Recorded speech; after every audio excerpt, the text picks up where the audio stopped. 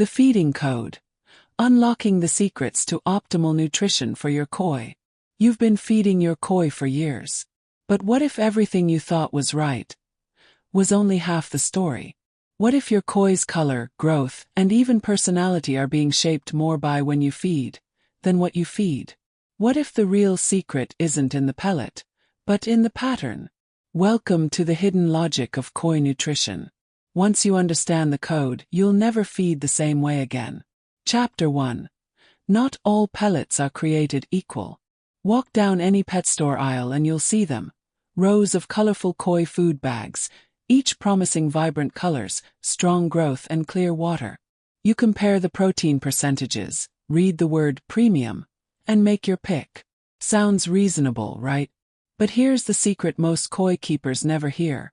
All koi food is not created equal, because not all koi need the same thing. Inside those pellets are vastly different missions. Some are built for fast growth, packed with high-protein fish meal and lipids that push mass quickly. Others are loaded with spirulina or astaxanthin for color enhancement, but can overwork kidneys if fed in excess. Some budget feeds are padded with wheat middlings and corn. Cheap fillers koi can't digest well, creating more waste than nutrition. You're not just feeding fish. You're feeding biology, chemistry, and a closed ecosystem.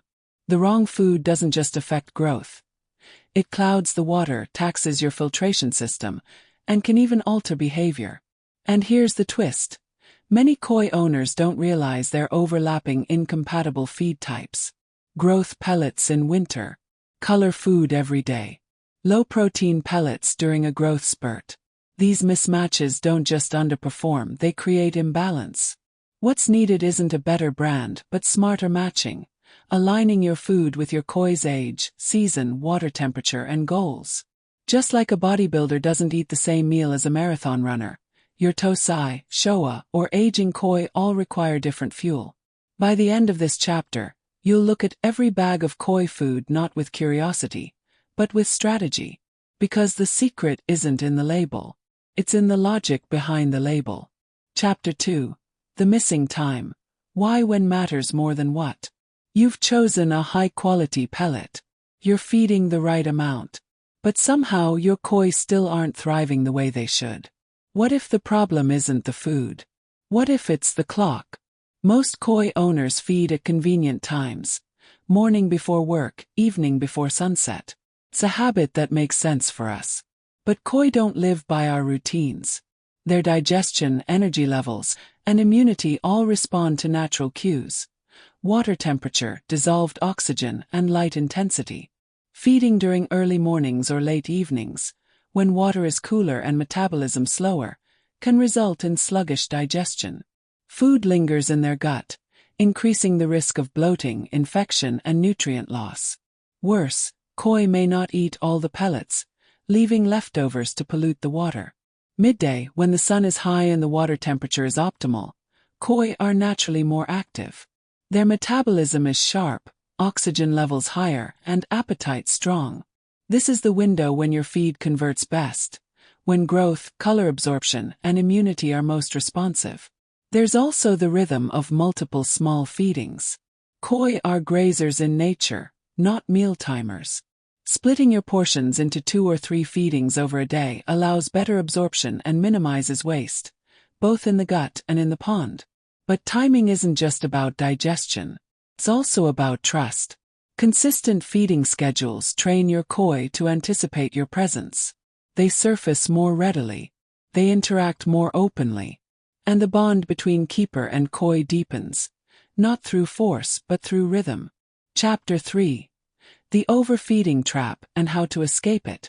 You feed with love. That's the problem. Every time your koi surface with mouths wide open, you feel a rush. Gratitude, joy, maybe even pride. They trust you. They gather when they see you. So you give them more.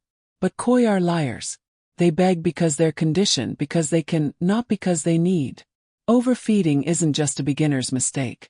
It's the most persistent threat in even the most experienced ponds. It's invisible at first. A few extra pellets, a second handful, just in case. Koi seem fine. The water still looks clear. But under the surface, waste is building. In the filter, in the gut, in the bioload. Koi eat what you give them, but that doesn't mean they're digesting it all. Excess becomes sludge, ammonia, stress, disease. And then you notice. The water smells. Your filter works overtime. Some koi grow fast but uneven. Others become bloated, sluggish. You clean more but the problem returns. This isn't about buying a better filter. It's about breaking the cycle. Start with a mindset shift. Feed less than you think. Watch how quickly food is consumed. Every pellet should disappear within 3 to 5 minutes. Anything left floating is waste, nutritionally and financially. Split feedings into smaller, more frequent portions if needed. Observe, don't assume. Feeding is a relationship, not a reward, not a reflex. By feeding responsibly, you're not starving them, you're protecting them. Chapter 4. Seasonal shifts, seasonal diets. Koi don't eat the same way all year. And yet, many owners feed them as if nothing ever changes. Here's the truth. Water temperature isn't just a number. It's a signal. It tells your koi when to speed up, slow down, or stop entirely. Ignoring this signal means missing the chance to nourish at the right time, and risking harm when their bodies can't keep up. In spring, the water begins to warm. Koi emerge slowly from dormancy, their metabolism restarting like a sluggish engine. They need easily digestible food, low protein, wheat germ-based formulas that won't overwhelm their system. Too much protein too soon. That's how you cause gut rot, not growth. Summer is the season of explosion. Warm water boosts digestion, energy, and immunity. This is the time for growth pellets, high-protein, vitamin-rich food that supports color, size, and tissue development. Feed more frequently but wisely. It's easy to overdo it when the fish are active and the water seems perfect. Then comes autumn. The water cools. Koi slow down. Their appetite wanes, but not instantly. This transition period is when many owners make a mistake. They keep feeding summer food too long. The result? Undigested protein, waste buildup, stress, and sickness. And finally, winter. Below 10 degrees Celsius 50 degrees Fahrenheit. Koi digestion grinds to a halt. This isn't starvation, it's biology. Their bodies shift into survival mode. Feeding during this time does nothing but pollute your pond and poison your filter. Feeding koi isn't a routine, it's a seasonal dance. Watch the thermometer. Adjust the formula. Respect the shift. And your koi will reward you with strength, color, and grace that reflect the rhythm of nature itself. Chapter 5. Feeding the weak, boosting the strong. Not every koi in your pond swims with the same strength. Some dart to the surface at the first ripple, powerful and hungry. Others stay back, slower, hesitant, thin. Maybe they're younger. Maybe they're healing. Maybe they've simply lost their place in the pecking order. If you feed without strategy, the strong get stronger. And the weak, they starve in silence. Most koi ponds develop an invisible hierarchy. The bold koi dominate feeding zones. The timid or recovering ones fall behind. Not by choice but by position. A one-size feeding plan doesn't work here. You need targeted feeding. The first step. Observe. Watch who eats first. Who lingers. Who stays beneath the surface even during feeding. These are your at-risk koi. Then adjust. Use slow sinking or sinking pellets in calm corners of the pond. While the dominant koi chase floating food, the shy ones find nutrition where there's less competition. You can also create feeding zones. Drop different types of food in separate areas. Some floating, some sinking, some mid-depth.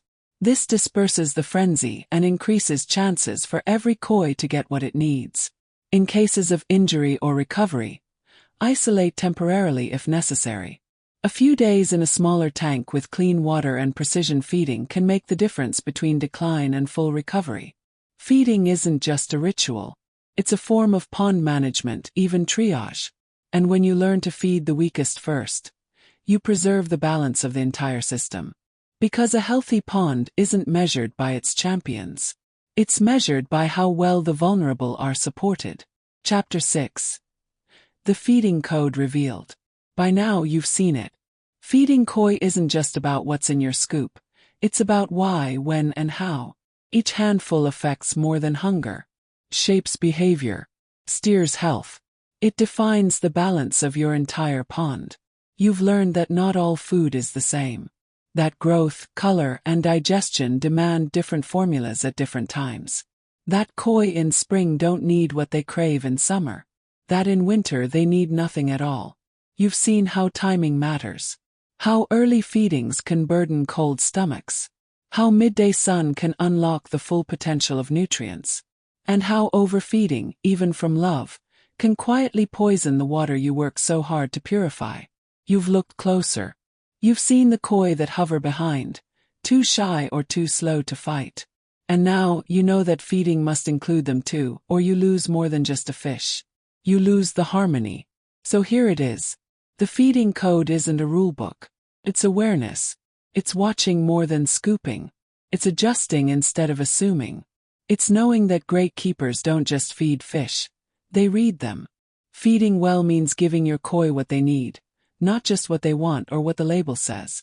It means understanding that a clear pond begins with a clean choice. That a strong koi begins with a precise meal. You are the keeper. And now you hold the code. The feeding code. You thought you were just feeding fish. But now you know. You were reading seasons, sensing silence, adjusting to rhythms older than any clock. You weren't just holding pellets. You were holding trust.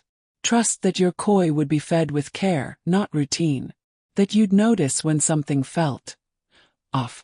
That you'd choose knowledge over impulse.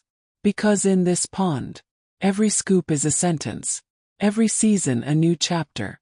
And every koi, a living reflection of the keeper behind the food. This is the feeding code. And now you carry it. Not in your hand, but in your heart.